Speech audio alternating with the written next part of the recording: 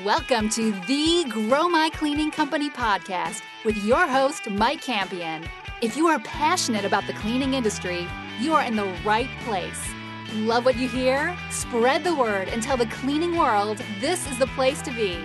Want more? Check out www.growmycleaningcompany.com for free online video trainings, free ebook downloads, free blog posts, and of course, all the podcast episodes. Everything you need to grow your cleaning company is at www.growmycleaningcompany.com. And now, on with the show. Welcome to the Grow My Cleaning Company podcast, the place for everything you need to grow your cleaning company. If you love the show, and of course you do, be a pal, tell a friend, because I know things. All right, today we are chatting with Max from M&G Janitorial Services. M&G Services offers a range of commercial cleaning services, including construction cleanup, subcontracting one-time, regular pressure washing, laundry maintenance, office cleaning, a ton of services for commercial clients. If you want to reach out to Max and his team, you can get a hold of them at www.mg-cleaningservices.com. Max, say hello to Cleaning Nation. What's that, sir? I said, say hello. How you doing this morning, my friend? How you guys doing? So glad to have you. I'm dying to, before we get into the coaching, I'm dying to know a little bit about your company. Sounds like you do a ton of stuff. How long have you been in business? How many employees do you have? What part of the town are you in, or the country you're in? Give us a little background for us. M&G Janitorial Services has been in business since 2009. Currently have a total of 8 employees. The company is established in the state of Florida, but it's in Pasco County. And I do a lot of work with Hillsborough County as well as Pasco and Pinellas County, and the construction cleanup side, commercial cleaning, as well as residential. Okay, so you've been in business 6-7 years now. You've got 8 employees. You're in Florida. What drew you to the cleaning business, Max? It's not only that, able to actually keep the community clean and our facility and the location in tip-top shape. It is a lucrative business as well. If it's done correctly and managed effectively, you could actually turn this into a very lucrative business going forward. Man, I like your style right off the bat, my friend. That is 100% true. That's why I chose this business as a coach. There's especially with the commercial contracting, we get the money in month in, month out. This can be an exciting business. It can be a lucrative business, and it's kind of fun because I think a lot of people overlook it because it's certainly not the sexiest business in the world. But feeding my family and sending my kids to college and doing those sorts of things are very sexy to me.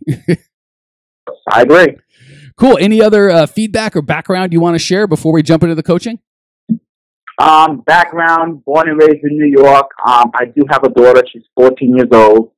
And currently reside in the state of Florida for over 10 years now. Congratulations. Usually people wait till they're 65 to go to Florida. How'd you get smart and decide you don't want to shovel snow earlier in life? Well, basically what happened over 12 years ago, I'm driving to work and my car broke down. The timing belt broke in the middle of a snowstorm, and I actually got out of the car and I said, you know what? I'm done. I'm relocated to Florida. Things are very expensive in the state of New York, especially on Long Island. Decided to relocate to Florida and start my own company and actually have my own home.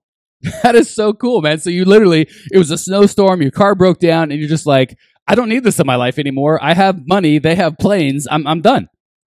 That's it. And I said, let me relocate to Florida and have a better life down here and actually be able to provide to my family. All right, this has nothing to do with cleaning company, but this is fascinating to me. So how did it work out? Do you miss New York? Do you love it? Best decision you ever made? Some and some? What? Tell me about it. Let me be honest with you, it's the best decision I ever made myself personally. Do I miss New York? Yes. Do I go back and visit? Yes, I do. But only for a few days, and after that, I want to come right back home. Yeah, you go down there during fall or when it's beautiful as opposed to the middle of the winter. Exactly. Consider they just got hit hard with a big snowstorm. All right. Well, again, without trying to be a total nerdy coach, I just see a huge lesson in here I've got to point out because I think it's awesome. So many people literally wait until they retire or they get older until they get fed up. I love Max. It's just like, I don't care how old I am. It's cold here. It's miserable. I have the means to get to Florida. I could be happy. I love that you just decided to do that and didn't really worry about anything else.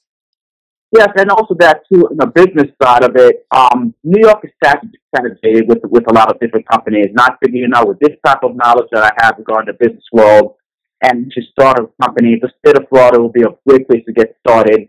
and get things going. Because no matter every commercial building that you see needs a service. Yeah, and it's funny that, it's one thing if you're like, well, I've got such a great opportunity here in New York, but the weather's terrible. In Florida, the weather's beautiful, but there's no opportunity. It's a slam dunk. It seems like the business climate in Florida is better than New York as well as the actual weather climate, no? I would say so. Just bring that New York state of mind instead of Florida, you'll be okay. Yeah, I like that. True New York through and through, man. All right, cool. Thanks for sharing, brother. I love hearing. It's so funny. All these origin stories are totally different, and I would say half of the fun of this job for me is getting to know people like you and hearing their stories. So thanks for sharing, brother. I really appreciate that. That said, by way of return, what can I do to help you grow your cleaning company today? What can we do to put you on the path you want to be on, friend? First and foremost is actually managing and keeping good employees. That's crucial. Okay. The training aspect behind it. Second of all, is actually once you actually have a contract, to hold on to that contract and continue to grow that relationship with the company that you're currently doing business with. Okay. So we've done a bunch of episodes, and I won't say we've covered completely, but we've done a ton on how to find and grow employees. So maybe I'll talk to you about that offline.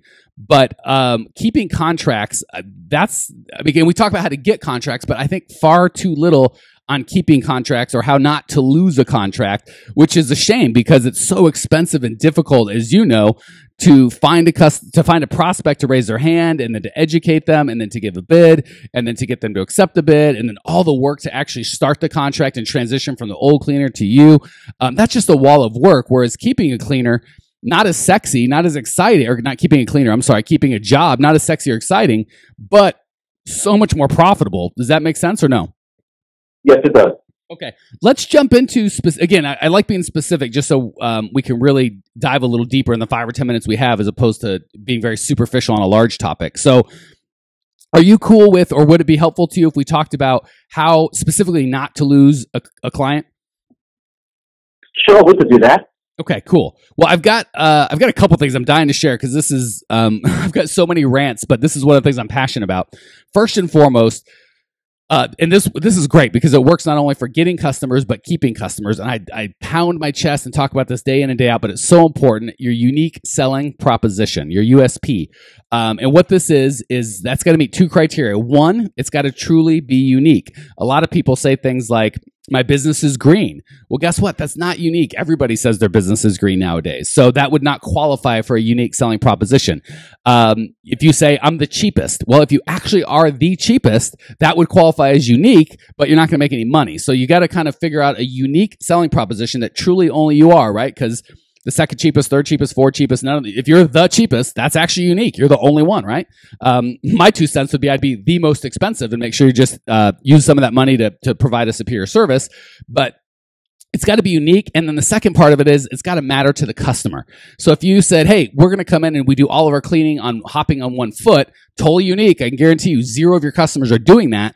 But the customer couldn't care less about it. And that's a big piece, right? Some people want to do, and a lot of people violate it both ways. They go, our customer or our employees are all, we do background checks and, we have this kind of training and all this sort of stuff about us. That violates both of them. First, most of your competitors should be doing background checks. If not most of them, at least some of them. So it's not unique.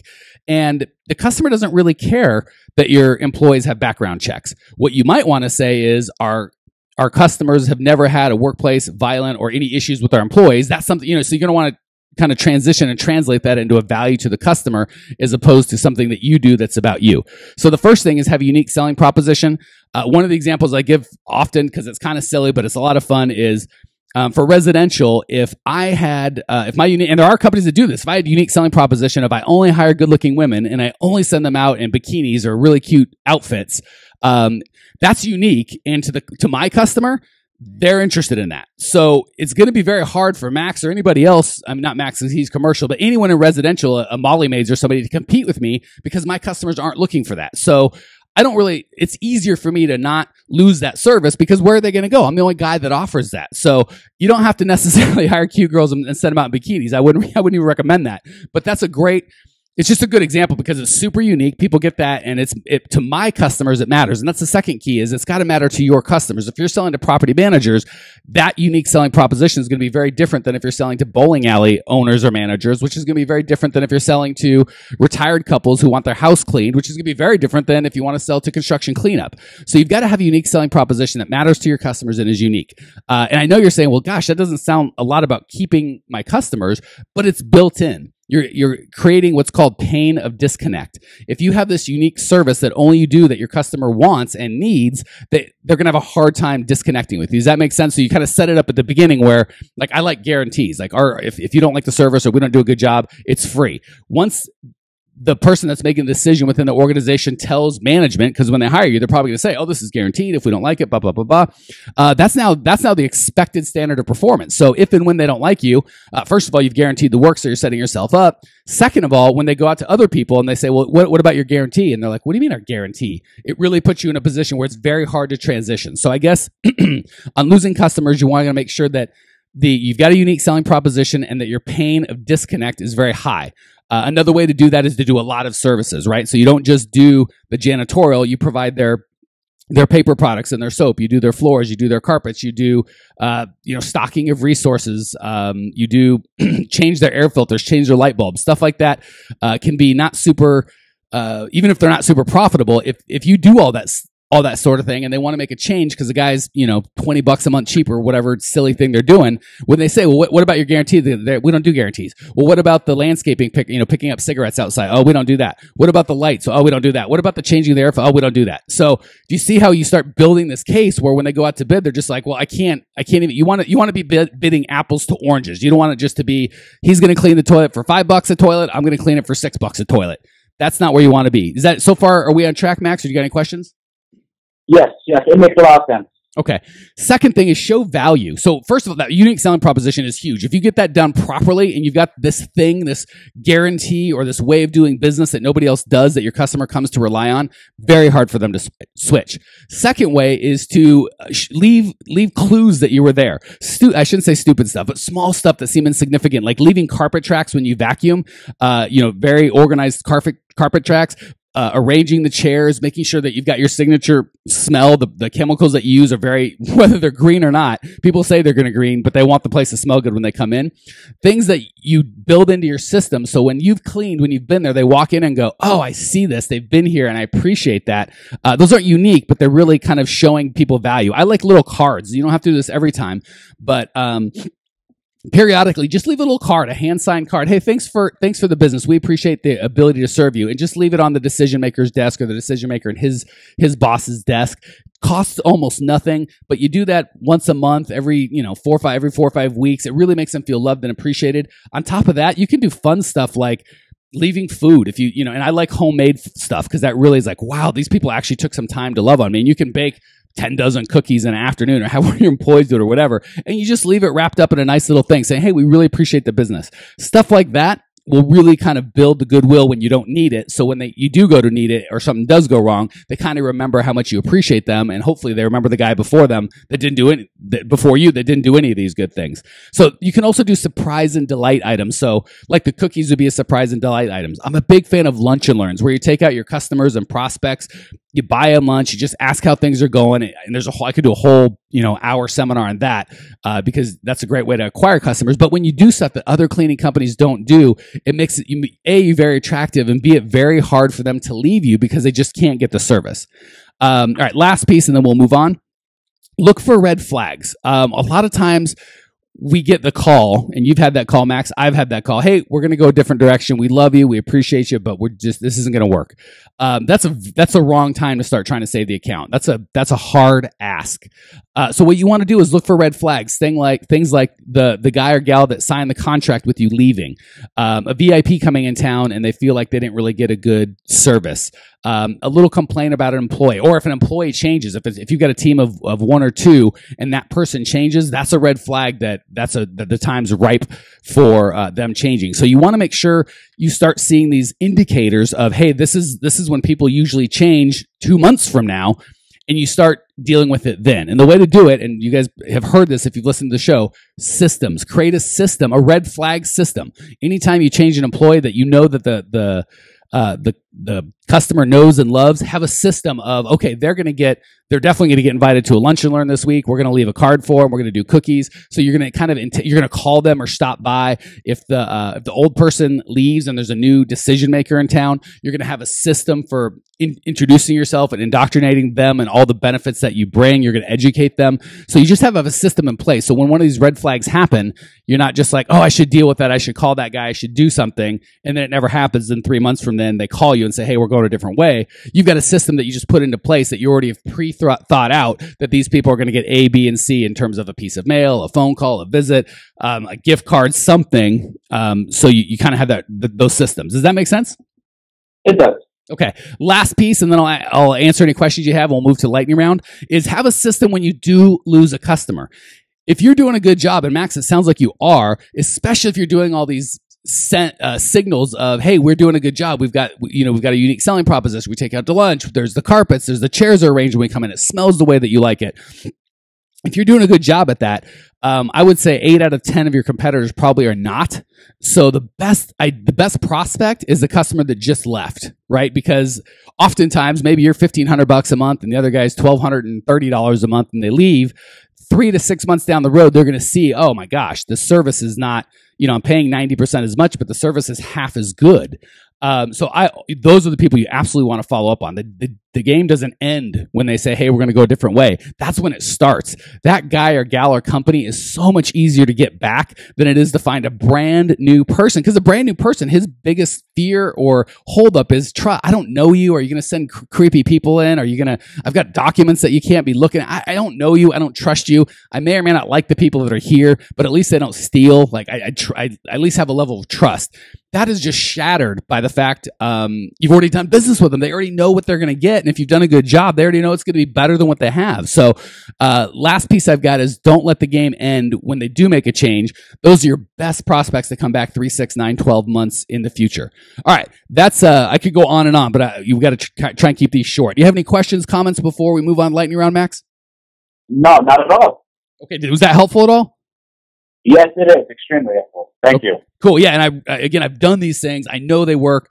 And this is kind of one of the less sexy topics of what we do. But man, if you really want to make money, there's gold hidden in client retention. And just if all your competitors are keeping your customers on average, their customers on average of like 16 months, and you're keeping them like 50, they just can't compete with you because A, your marketing budget goes farther to attract new clients, and B, you're just constantly going to grow. Because if you're losing a client every month, now you've got to sell 2 to grow, or 1 just to stay where you're at, or if you don't sell anything, you're actually shrinking. So client retention, not sexy, but really tied to the bottom line. All right, Max, let's move on. Here's your opportunity to give back to Cleaning Nation. I'm going to ask you 3 quick questions. I have full confidence you're going to have 3 amazing answers. Question number 1, what's the best piece of advice you've ever received? Build a great relationship with the clients. Always build relationships. Man, that is excellent feedback. I'm going to repeat it. Build good relationships with your clients. And I'm going to add a little asterisk, comma, with your employees too. Great advice. Number 2, what's the biggest mistake you've ever made in the cleaning business? Save us some gray hair. Save us some of the mistakes you've made, my friend. One of the biggest mistakes is having sympathy for a particular employee based on a personal issue that they currently have, and that does put a toll on your business. All right, say that again. I heard the personal issues for the employees, but I'm not sure I get it exactly. Actually, having a personal issue with your employees and sympathize with what they're currently going through, and getting too involved with that employee's personal issue, that does put a toll on the business. Man, that is such good advice, or not advice, but I feel where you're at, because that is a fine line of, you don't want to just be this distant, far-off person that's just an ATM to the employees, because they'll no call, no show on that guy every time. But you can't be holding their hand and patting their head every 2 seconds. So that's something we all deal with. We could do a whole episode on that. Thanks for bringing it up, Max. The last question: what's the number 1 most actionable item owners of cleaning companies can put into practice today, right now, to drastically improve their lives or their business? Right now, Or today, something they can do before not a long-term thing, just something, a little thing or a big thing they could put into practice today before they go to bed that'll help improve their lives or business. Sending out a thank you card, saying thank you for, providing a service to the organization. Oh, love it. Thank you cards are so classy. And in the day of email and text and, FaceTime and Instagram and tweeting out, not that those aren't all tools that can be used, but just that handwritten thanks. I appreciate you. Yes, as a customer, but as a human being. Thanks for doing business with us. Thank you for letting me serve you.